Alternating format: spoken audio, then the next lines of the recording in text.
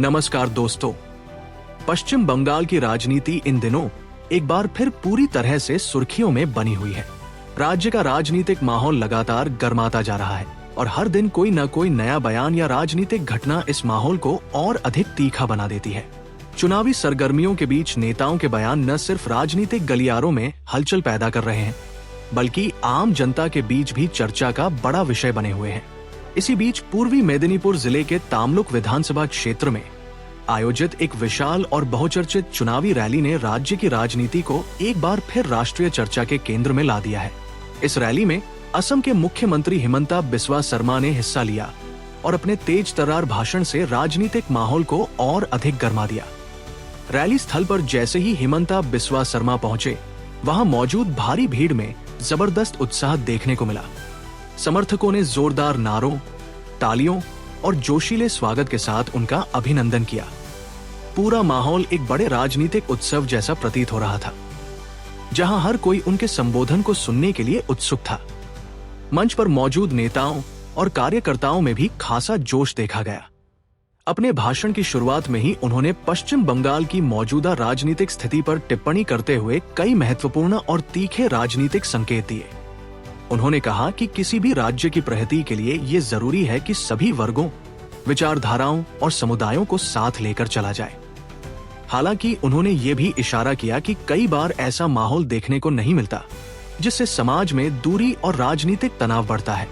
अपने संबोधन के दौरान उन्होंने धार्मिक और सांस्कृतिक संदर्भों का भी उल्लेख किया, जिससे उनका भाषण और अधिक चर्चा में आ गया। उन्होंने कहा कि भारत एक ऐसा देश है जहां विविधता ही इसकी सबसे बड़ी ताकत है। अलग अलग धर्म, परंपराएं और संस्कृति मिलकर देश को एक मजबूत राष्ट्र बनाते हैं। इसी क्रम में उन्होंने कहा कि इंशा अल्लाह, खुदा हाफिज और जय जय श्री राम ये सभी भारत की आत्मा का हिस्सा है।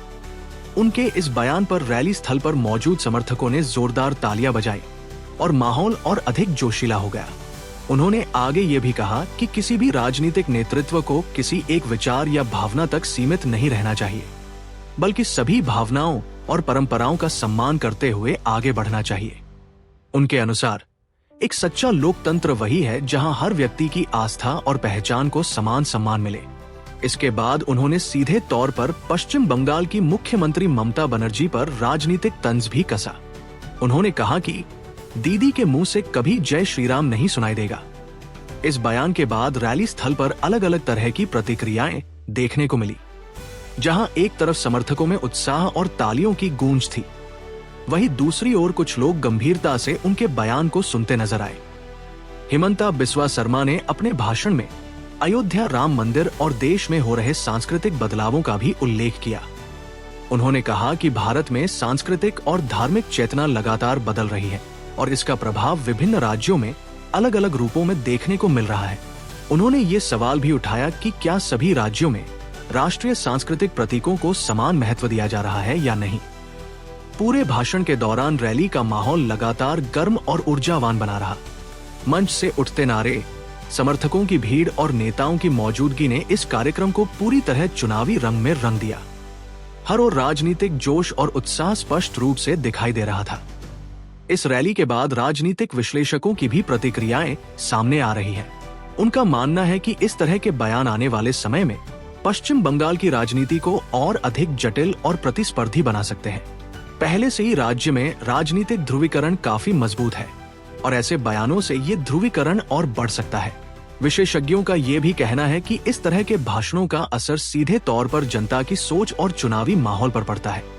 कुछ लोग इसे केवल राजनीतिक रणनीति का हिस्सा मानते हैं, जबकि कुछ इसे विचारधाराओं की गहरी टकराहट के रूप में देखते हैं। सोशल मीडिया पर भी इस बयान के बाद जबरदस्त हलचल देखने को मिल रही है। ट्विटर, फेसबुक और अन्य प्लेटफॉर्म पर लोग इस मुद्दे पर लगातार अपनी राय रख रहे हैं।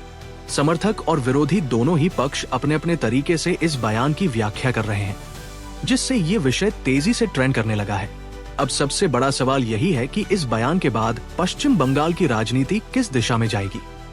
क्या ये केवल एक राजनीतिक बयानबाजी है या फिर आने वाले चुनावों की रणनीति का हिस्सा? ये आने वाला समय ही बताएगा। दोस्तों, अगर आपको ये जानकारी और विश्लेषण पसंद आया हो तो वीडियो को जरूर लाइक करें, चैनल को अभी सब्सक्राइब करें और बेल आइकन दबाना बिल्कुल न भूलें ताकि आपको हर राजनीतिक अपडेट सबसे पहले मिल सके। नीचे कमेंट करके जरूर बताएं कि इस पूरे बयान और राजनीतिक घटनाक्रम पर आपकी क्या राय है। क्या ये सामान्य राजनीतिक बयान है या फिर चुनावी रणनीति का हिस्सा? आपका एक लाइक, एक कमेंट और एक सब्सक्राइब हमारे लिए बहुत बड़ा सपोर्ट है।